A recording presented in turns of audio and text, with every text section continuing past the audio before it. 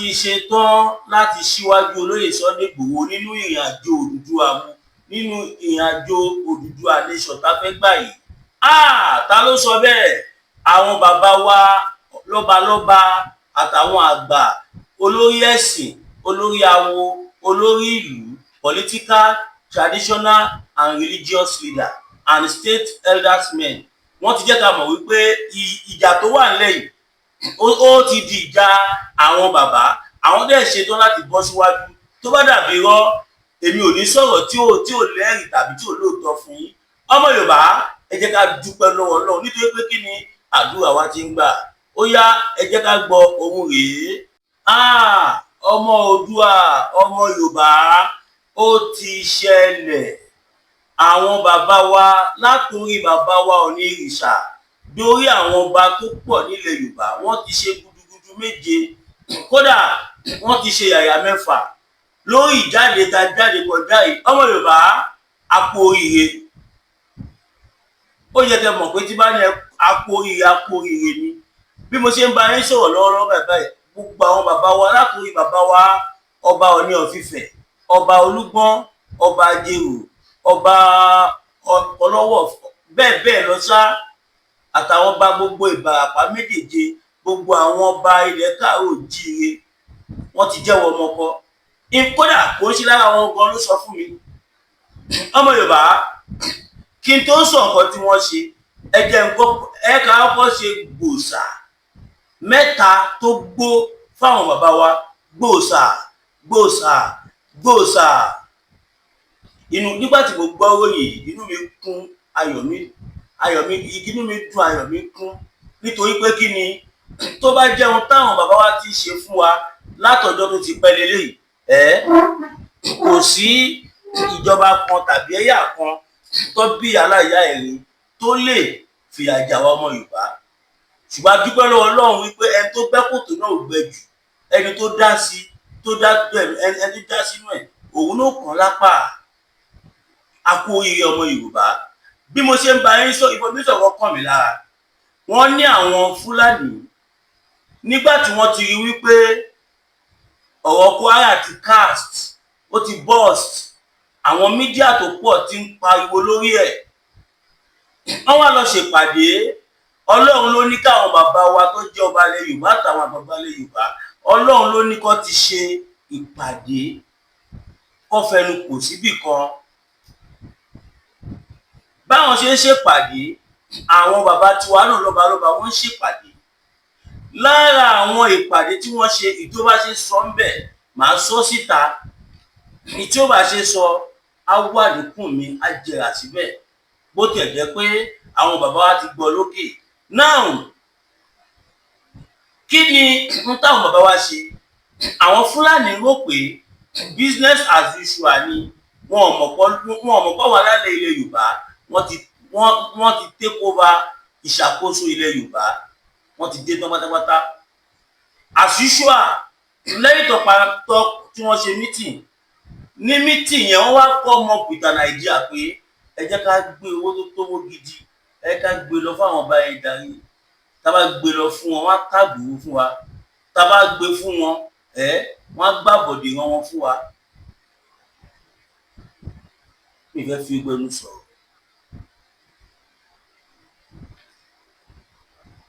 Àwọn bàbá wa ṣe báyìí, wọ́n wá jẹ́ kó sọ gbogbo nǹkan tí wọ́n fẹ́ sọ tán. Ọmọ Sunday yẹn èèyàn tó dá ní, ṣùgbọ́n nǹkan tó ń fà yẹn tábàtì máa ṣe, tí ó yẹ kó jó òun ló máa ṣe fún wa ni, tí ó yẹ kó jẹ́ kinní kan ni, tí ó yẹ kó jáwo ni. Fúndìí èyí, ṣé Sunday ló fẹ́ wá dáàrin Fúlàní àti Yorùbá rú ni? Àbẹ́yìn bàbá wa ṣé ẹ ti gbàgbé báyìí jọ àtẹ́lẹ̀ kinní kan. A gbọ́ pé àwọn bàbá wa wọ́n jẹ́ kó sọ̀rọ̀ dílẹ̀. Wọ́n wá sọ fún wọn wípé gbogbo nǹkan tẹ́ sọ bó ṣe yé yín nìyẹn. Iyán ti wá di àtúngún báyìí, ọbẹ̀ ti di àtúnṣe tó dífá pé báwọn ṣe ń sọ̀rọ̀ lọ́wọ́lọ́wọ́ báyìí, ẹ dìde kẹ́ jáde kúrò láàfin àwọn, torí pé àwọn ò ní stress mọ́ nínú àwọn nǹkan tẹ́ ń sọ yẹn. Tẹ́bà tó bá pẹ́kẹ́ tó dìde, a máa ní káwọn ọlọ́pàá wá kó yín. àwọn Fúlàní ẹrú pèrè bàbá tó tẹ̀ ṣe báyìí ṣèbájọ́ wà ní ẹ lè bọ́mọ yín sọ̀rọ̀ náà pé kó fi wálẹ̀ pẹ̀lú tiwa wọn ò ṣàdélé ẹ̀ sókà wọn ò ṣàfọwọ́kọ fámìlì ẹ̀ wọn ò ṣàfọwọ́kọ òun náà wọn ò ṣàfọwọ́kọ àwọn ará àdúgbò ẹ̀ kìnìkan ìgbà kan àwọn wọn sọ̀rọ̀ ilẹ̀kùn but olóyè Sunday Igboho gẹ́gẹ́ bí ẹni tí gbogbo àti mọ̀ látànà tó dé ní bàbá yarí pé kò jọ nígbà táwọn ọba tó wọ́n jẹ́ kí bàbá wa gbọ́ sí àwọn bàbá wa ọba wa ń jẹ́ ká mọ̀ wípé ká lọ fọkàn wa balẹ̀ wọ́n ní ká bẹ̀rẹ̀ sí ní pariwo wípé anybody gbọ́dọ̀ gbowó lọ́wọ́ Fúlàní pé ẹnikẹ́ni tó bá gbowó lọ́wọ́ Fúlàní ó ti gbàbọ̀dè fún wọn Yorùbá bí àbọ̀dè òdì ní kúrò kò ní tọ́nù ẹ̀ kò ní tọ́n nílé ewé èèyàn bẹ́ẹ̀. àwọn Fúlàní yẹn ṣọ́ọ̀kì pé àṣewó tá gbé lọ kéré ni ẹ̀ka tún gbọ̀wọ̀ ẹ̀ka tún lọ bá wọn wọ́n tún padà lọ ó tún ṣẹlẹ̀ the same thing kí ló fà á tí mo fi wá sọ̀rọ̀ síta pé àná ló pẹ́ lẹ́kẹ̀ẹ́ta tí wọ́n wá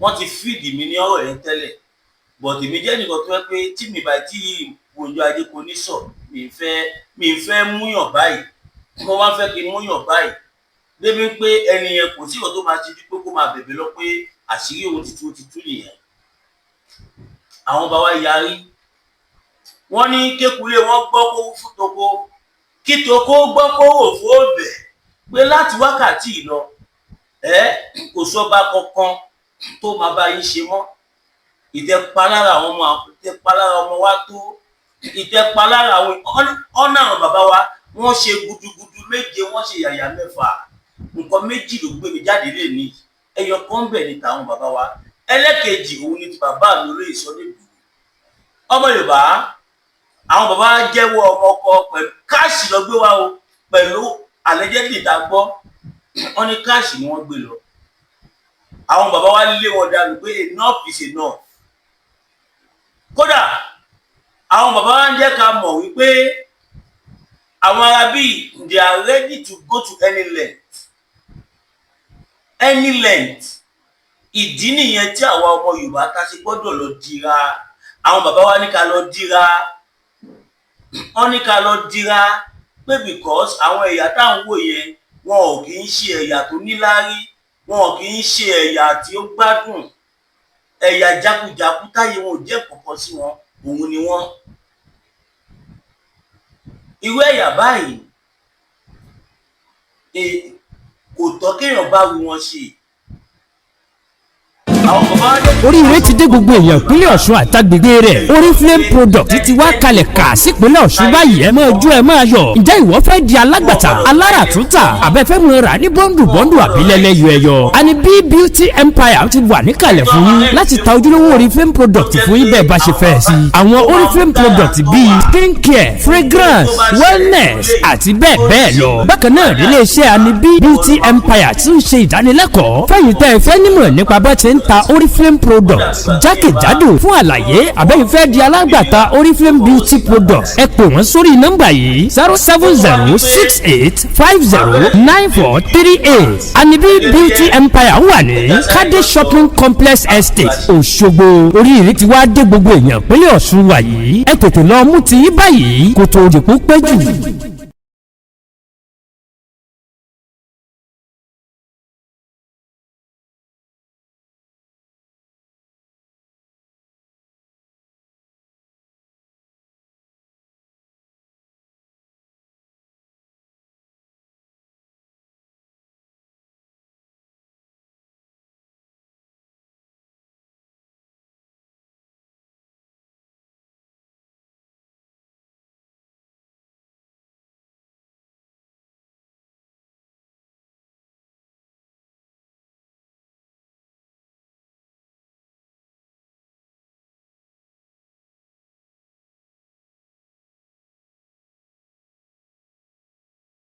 ẹ káàbọ̀ padà yín bàbá wa ṣe nọ́mbà Oriflame nìyẹn o ìwọ tí o bá ní rashes ìwọ tó yẹ pé o ti lò para gbogbo ayé ara ẹ ti bàjẹ́ o fẹ́ polish ẹ̀ kó padà sípò Oriflame lè ṣe tó yẹ lè jẹ́ pé ẹni tó bá fẹ́ rà nǹkan lọ́wọ́ wọn wọ́n á ní kó ṣe fídíò call, wọ́n á wo skin ẹ̀ látòrí fóònù, wọ́n á ẹ̀kọ́ wà gba rìsọ́ọ̀tì yín ni ìyẹn solution tẹ́ máa lò.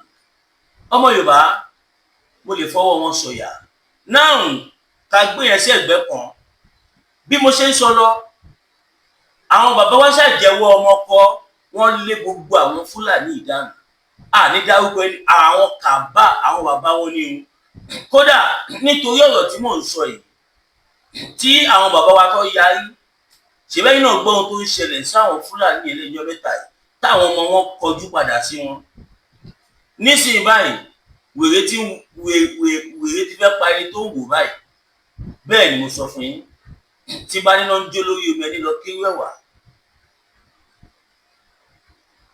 lọ́wọ́lọ́wọ́ báyìí àwọn Fúlàní terrorist wọ́n ti yíjú sí Sultan of Sokoto, Sheikh Gumi, gbogbo wọn bẹ́ẹ̀ lọ, Mẹ́tàwálé, everybody wọn kí ló kọ ọ̀gbẹ́ni Shettima, gbogbo wọn pátápátá ni wọ́n ti yíjú sí nísìnyí. ṣèbí gbogbo náà la gbọ́ngàn tó bí ṣẹlẹ̀ sí Sátánì Sokoto, Sátánì Sokoto, gbogbo alágbọ́n tó ṣẹlẹ̀ sí the last time tẹ́pọ́lọ́run ló yọ àkà àwọn tẹ́rọ́rìsì fẹ́ pátán. Ọlọ́run ló ní kí wọ́n sáré gbé sá kúrò níbẹ̀. gbogbo àná la gbọ́ tó ṣẹlẹ̀ sí Rúfáì Ìjẹ̀tà náà. so bí wọ́n bá lọ fógún ọdún ìjọ kan lòtítọ́ máa bá a. nígbà tí àwọn kan tí wọ́n interview kan náà àwọn tẹ́rọ́rìsì, ó ní nǹkan tó sọ fáwọn ni wípé àwọn lọ sílùú tí wọ́n ti ń ṣèkà fáwọn mùsùlùmí, ìlú tó jẹ́ wípé wọn ò tiẹ̀ fẹ́ gbọ́ kankan tó jọ mọ́ mùsùlùmí. wọ́n parọ́ oríṣiríṣi fáwọn yẹn láti kó wọn wá bí láti wá jà ìjà jihad. tẹ́ bá dẹ̀ wò dáadáa ẹ rí i pé ìjà táwọn Boko Haram tí gbogbo wọn ń jà ìjà tó ń jà, ìjà ń pé lójú ara wọn, ìjà páwọn ń jà fọ́lọ́run ni. yes, ìjà páwọn ń jà fọ́lọ́run ni. wọ́n á mú èèyàn, wọ́n á dúnbú ẹ̀, wọ́n á máa pè aláwọ̀ àgbà, wọ́n á mú èèyàn, wọ́n á gbébọn sí lórí báyìí, wọ́n á dẹ̀ fìbọn fọ́ orí ẹ̀, wọ́n á mẹ́lòmíì, wọ́n á gbébọn sí lẹ́nu, wọ́n á dẹ̀ fù tígà, wọ́n á fi fọ́ gbogbo ohun ẹ̀ dànù, wọ́n á sọ sínú kànga. àwọn fídíò kan wà lọ́wọ́ mi tó yẹ pé èèyàn gbọ́dọ̀ jù sí circulation, wàhálà máa bẹ̀rẹ̀. àwọn fídíò kan wà bẹ́ẹ̀ ṣùgbọ́n à ń fọgbọ́n ṣe ni. ṣùgbọ́n iná lọ́wọ́ táwọn Nigerian government ti gbé nísì tí wọ́n máa ṣọ́ àwọn tó ń sọ̀rọ̀ lórí social media. bàbá Bọ́lá Ahmed Tinubu, mo kí yín mo yìn yín, torí pé bó jẹ́ ẹyọkan àbí méjì mo ti ráwọn kọ̀ọ̀kan tẹ́ ṣe, tẹ́ gbé ìgbésẹ̀ tó lágbára lórí ẹ̀, pàápàá jùlọ lórí ọ̀rọ̀ Kwara yẹn. àwọn Air Force ṣe gudugudu méje àmẹ́fà. ọkọ̀ ń jùlẹ̀ ní gbèrú, ọkọ̀ ń jùlẹ̀ ní gbèrú, ọkọ̀ ń jùlẹ̀ ní gbèrú.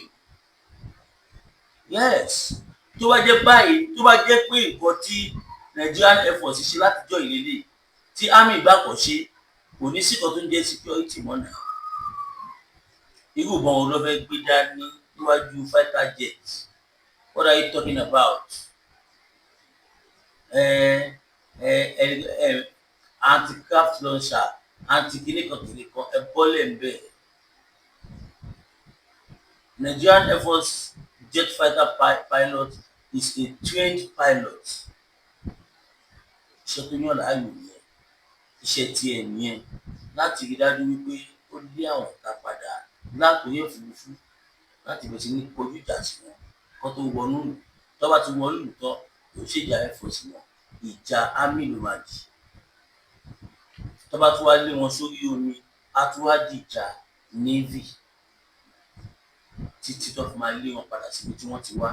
náà kó tó di pé a máa tẹ̀ sí ìpele kejì, ẹ ká sáré lọ́dọ̀ bàbá. olùsàdé ní pẹ̀rẹ̀ abawọ́ tọ̀lẹ̀tọ̀lẹ̀ lọ́jọ́ tí iná bá fojú komi ní dákẹ́ ariwo ọ̀sẹ̀sẹ̀rẹ̀ ò gbọ́dọ̀ tẹ̀lẹ̀ bí ògòǹgò bó bá rìn bí ògòǹgò sísẹ́ lẹ́sẹ̀ rẹ̀ ó sẹ́ ẹ̀yọ̀ ìkọlà ló lórí ẹ̀yọ̀ olóyè máyégún aníkúlápó wọ̀lú jìgànjìgàn bí ẹkùn akọrabata òkúta baba aláwo tó ń dífá bí ẹni wẹjú gbógun ayé bá gbóná lalala bí iná ajere táwọn ìyàmí bá mi ayé ọmọ ènìyàn jìgìjìgì tètè máa bọ̀ wá sọ́dọ̀ ọmọ oníṣẹ́ olúfẹ̀ olóyè máyégún aníkúlápó oṣùn òórùn sùmọ̀lú ló lé ọkiri ojú oorun ogun àmúbọ̀n rere ní tiẹ̀ ní ìdí àìrọ́mọ bí lọ́mọ aráyé fi dì ọ́ ogun gbèsè láyé fi kẹ́ ìwọ ni tàbí àmì ìkórìíra ní bẹ lára rẹ àìsàn ọjọ́ pípẹ́ ogun ìdílé àti bẹ́ẹ̀ bẹ́ẹ̀ lọ tètè gbéra ńlẹ̀ kó dìde kàn sí olóyè máyégún aníkúlápó gbogbo ara kìkì oògùn abániyẹ̀ràwọ̀ ẹni wò abólórí bẹ̀rí fún ẹ̀kúnrẹ́rẹ́ àlàyé tàbí àyẹ̀wò nípa ogun tó ń ja ayé rẹ pè sórí nọ́mbà yìí 08023940939 08023940939 ìjì kìí jà kó gbé odó lọ ìjì kìí jà kó gbé ọlọ lọ a kì í borí olóńgbò ní mògún ìwọ ló rẹ̀ yọ̀ tá rẹ ló kọ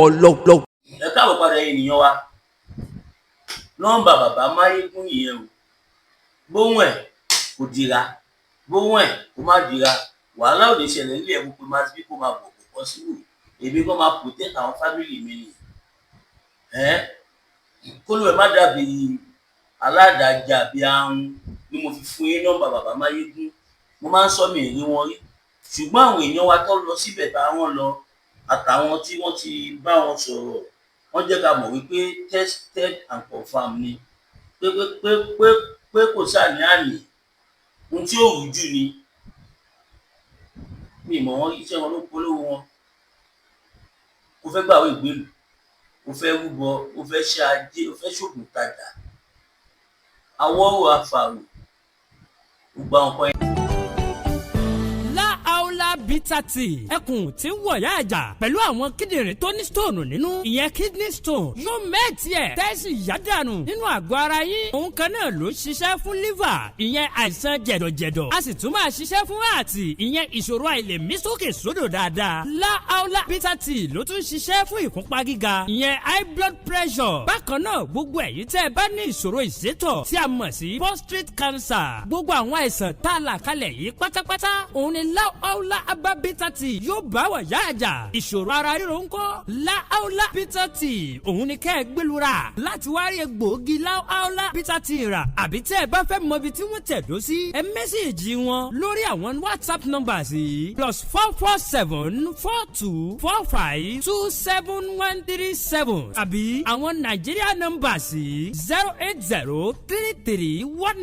08033194355 tàbí 08026265000 kò bára rí ẹ̀rí inú ẹ̀jẹ̀ ti kàn jẹ̀gbọ̀n lọ́wọ́ láàólà bitter tea gbẹlura kò rí yàtọ̀ bẹ́ẹ̀. ẹ̀yin bàbá àti ìyá wa ẹ má gbàgbé ẹ sọpọ́ọ̀tì èmi ọmọ Imasby TV lórí àwọn nǹkan tá a need ẹ má wò mí níran mo sọ ẹ sọpọ́ọ̀tì wa a ti get new studio ó kún àwọn equipment tá a fẹ́ kó síbẹ̀ kò tí ì sùúrù ẹ̀ báyìí àǹtẹ̀bádẹ́gùn náà gbogbo bá ṣe ń lọ bọ̀ tá à ń lọ bọ̀ lọ́bọ̀lọ́bọ̀ fún àwárí tá à ń ṣe mò ń ta wọ́n mọ́tò káàkiri ni kò dùn wọ́n mínú tó ẹ sọpọ́ọ̀tì mi ọmọ Yorùbá odò àgbo àbólè bí ọ̀dàlẹ̀ tẹ bá ń fún wa ní support á jẹ́ kí iṣẹ́ ta ẹbí bàbá mi lẹ́yìn pé ìkìkan máa ń sọ pé mídíà tó bá ti lówó lọ́wọ́ kò lè rí kankan ṣe and that is the truth tẹ bá wò dáadáa ìgbà tá à ń lọ sí Èkìtì Oǹdó nǹkan àwọn pálásì kan wà tí mi láyé wọ̀ látara wípé àwọn bàbá orílẹ̀ tó gbọ́ bá ti débẹ̀ báyìí tí mọ́tò tèmi wọ́n àti mo tọ ọ̀ tí mo wá tó bá fi máa débi pálásì wọ́n á ti ṣe tán wọ́n á ti máa lọ ẹ̀ gbogbo bẹ́ẹ̀ dẹ̀ ń dùn mí gbogbo ìyá àti bàbá wa ẹ sọpọ́ọ̀tì mi náà mo bá jẹ́ kẹ́ gbé mọ́tò fún mi lọ́kọ́ ní kẹ́ fún mi lóògì lọ ẹ lè gbé fún mi tó bá dẹ́gẹ́ bí ẹ fẹ́ rà kẹ́ gbé fún mi ní VCC ní kẹ́ ìjọ kẹ́ jẹ́ kó jẹ́ mi mind ẹjọ́ òdu àgbo àpọ́nlé ìjọ ọ̀dàlẹ̀ fẹ́yìn bá dẹ̀ support mi financially 02141687040 02141687040 GTB William Olúwatósìn ọmọ òbí yìí ó gbọ́dọ̀ máa rí lórí ẹ̀ Olúwatósìn Williams zanre máa rí fẹ́yìn tó bá fẹ́ gbé polówó ọjà fún mi tàbí fẹ́ bá mi sọ́wọ́n náà tún tí ẹ pè mí sórí +229 5774 7970 +229 5774 7970 nọ́mbà mi ní WhatsApp nìkan ni God bless you all. Bye.